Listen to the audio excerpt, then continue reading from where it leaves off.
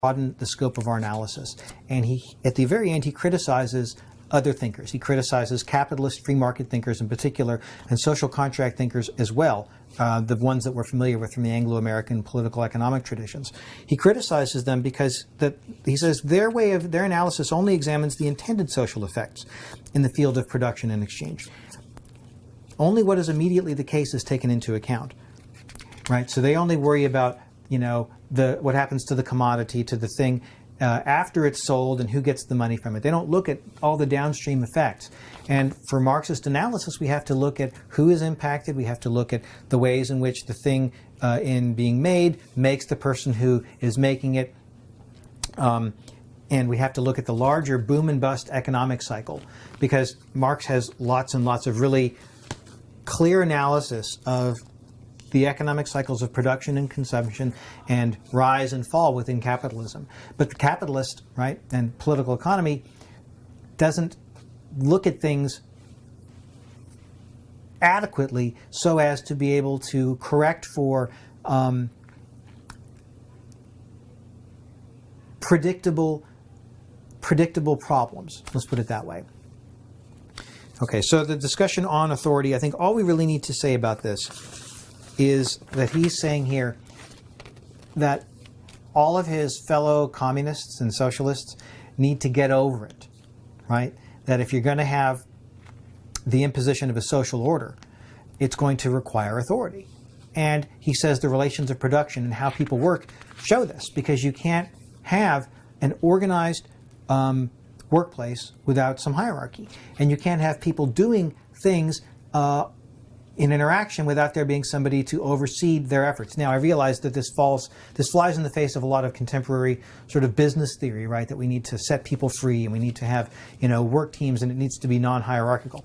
I think that Marx and Engels are going to say, yes, or capitalism tells itself. But in the end, it always needs to have some kind of a hierarchy, and always will. For us to produce and to make products circulate requires, he says, a certain authority and a certain subordination, and we just have to suck it up. And he says even the revolutionaries, right? Revolutions aren't authoritarian. When you overthrow an entire existing method of production in order to impose a new one, that's a top-down process. That's a top-down process.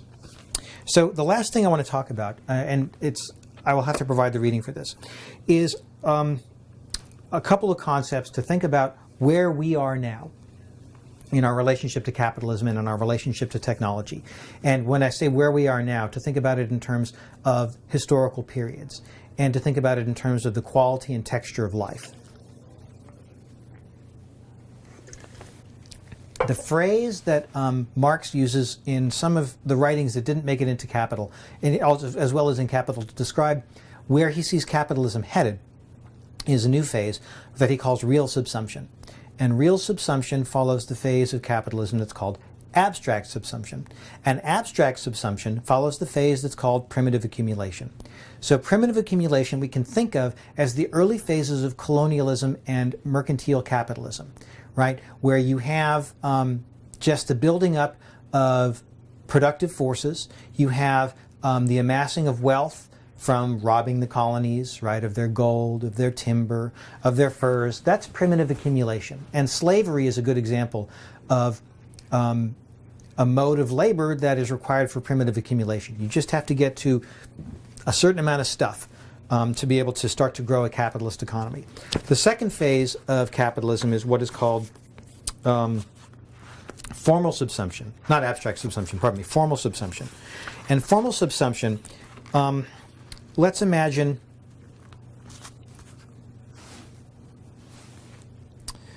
I'm going to give you this is from a work by a modern theorist named Jason Reed. He teaches at the University of Southern Maine. He's a Facebook friend of mine, pretty smart guy. This is his book, The Micropolitics of Capital. It came out in 2003. Formal subsumption, he says, is the imposition of the basic forms of the capitalist mode of production, commodity production, making things that are made in order to be sold rather than just exchanged, and wage labor on pre-existent technical and social organizations of production. As such, it corresponds to a particular manner of extracting surplus value, which is profit, what Marx called absolute surplus value produced by the extension of the working day. So formal subsumption, let's imagine a group of people who have been relocated from a factory or from the farm to the town to work from an agrarian setting into a factory setting. Their existing modes of social relation are taken up wholesale, right? So maybe the whole village relocated to this new block in the city. And the social hierarchy that prevailed back then now exists here as well. And yeah, there's new tasks they have to do that are different than the ones they had to do before. But for the most part, they're just recreating the old way of living in this new place doing new things. But they're being paid for what they did. And they're being paid for what they did according to time. And when I say time, I mean according to a certain wage. Because peasants weren't paid a wage according to time. Peasants were paid according to agricultural productivity. And then actually, you know, the peasants had that whole down season, right? They'd have like festivals and a time of year when they couldn't be agriculturally as productive. And so that was a slow time of year. Not so in industrial capitalism. We pay them for their time. And so the first stage here of industrial capitalism is to abstractly subsume them into these new relationships of capitalism, all the while allowing them to kind of remain as they were at one level, even while they're making them work in new ways. That's a quantitative change, and we put them on wage labor.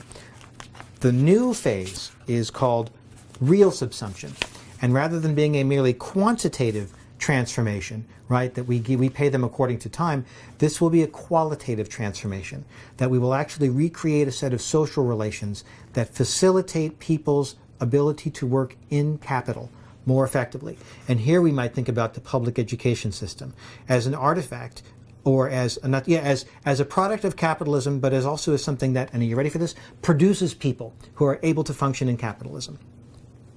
Now, this notion of real subsumption means that the way that we learn language, the social mores that we learn, all the technical skills that we learn, are all those things that we need in order to be able to function within this recreated artificial world of capitalism. Okay? Now, we can say real subsumption has been going on for a while, and it's qualitative. Again, rather than trying to make you work longer during the day, we try to make you work, what do we say, smarter, not harder.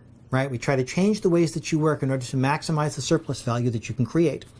And it seems to me that real subsumption, as a qualitatively different phase of capitalism, it's a good phrase to describe where we are. Because we, in a cyber world, are living in something like the real subsumption of real subsumption. We are actually making productive a space that was created that never formerly existed. You understand? And we're creating an entirely new ensemble of social relations that allow us to be productive in this new field. So, for example, a little TMI on Fox here. Fox met his wife, we've been married almost 10 years this year, on Match.com. So where did Fox go to develop this new set of social relations? He went to the screen. He went to the computer. And that means that the way in which I found a mate and the way in which my wife found her mate was mediated through this entirely artificial, this entirely qualitatively new virtual sphere that never existed before. And that we're doing things now in that virtual sphere that were unimaginable, and that we are taking on the ways of being that it requires as native to ourselves. So I would just leave you then with this notion of real subsumption and tie it back to when Marx said that the thing that used to be a goal becomes a tool in a higher level process. And that's where we are now. We have virtualized an entirely new domain of existence, and we are taking on the new social relations that come about and are effective within that new sphere of virtual existence that previously was not. So, I think Marx, going forward in the course, gives us this really pregnant concept of real subsumption. And I think that it will be a good touchstone for us to talk about the virtual sphere, as well as to be able to talk about how it is that we work and make and interact with the technologies, because real subsumption is itself a technologically produced sphere. We exist within a technology now. And to the degree that we exist within a technology, Marx's point is that technology exists within us.